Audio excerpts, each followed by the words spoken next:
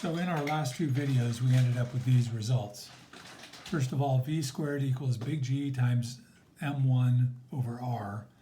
Recall that m1 represented the mass of the sun, and r was the distance between, it could be the Earth and the sun, or between any planet that goes in a circular path around the sun and the sun. The other result we ended up with was that the speed of the planet is the distance that it travels, which is the circumference of the circle, divided by the amount of time that it takes to go around the circle. Okay, so what we're going to do is we're going to take this second result here and square both sides of it. We get v squared equals, now 2 squared is 4, pi squared is pi squared, and r squared is r squared all over t squared. So, and we got this from here by squaring. So now looking at these two equations, we see that v squared is equal to big G times m1 over r, but v squared also is equal to 4 pi squared r squared over t squared.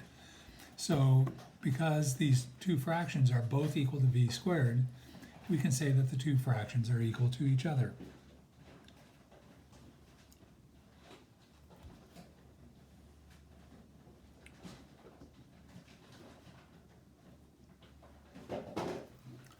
And so we have one fraction equal to another fraction.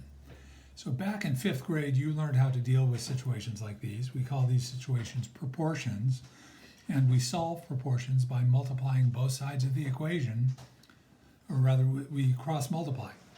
So we're going to cross multiply these two guys, upper left to lower right, and we get t squared big G times m1 is equal to, and now we're going to cross multiply lower left to upper right, and we get 4 pi squared, and then r times r squared is r cubed.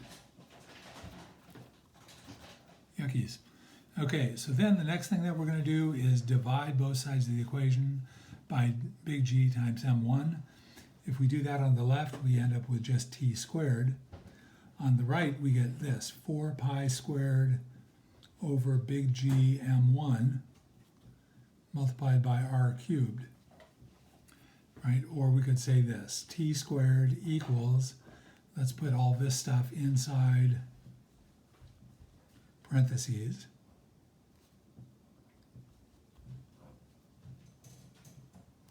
like that.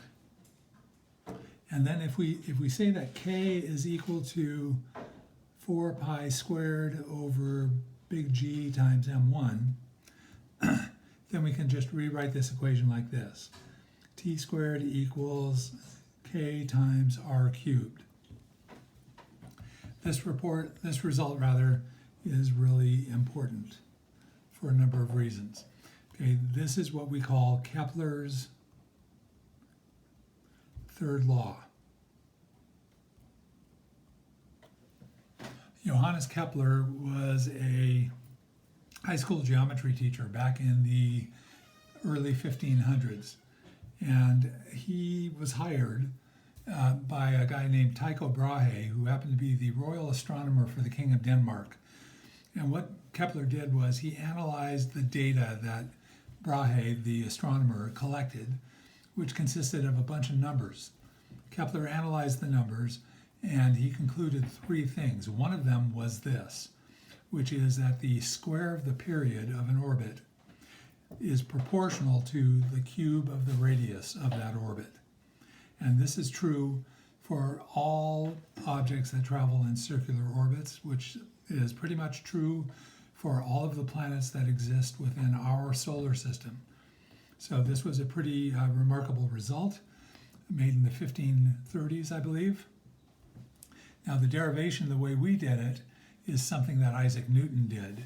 And so using the universal law of gravitation, which was F equals big G times m1 times m2 over r squared, which was Isaac Newton's contribution, right? Using that and the idea that that force was also equal to centripetal force, right? Putting those two together, Isaac Newton was able to also derive this result. So we'll come back and use this. We're going to actually come back and use this to calculate what M1 is, what the mass of the sun is.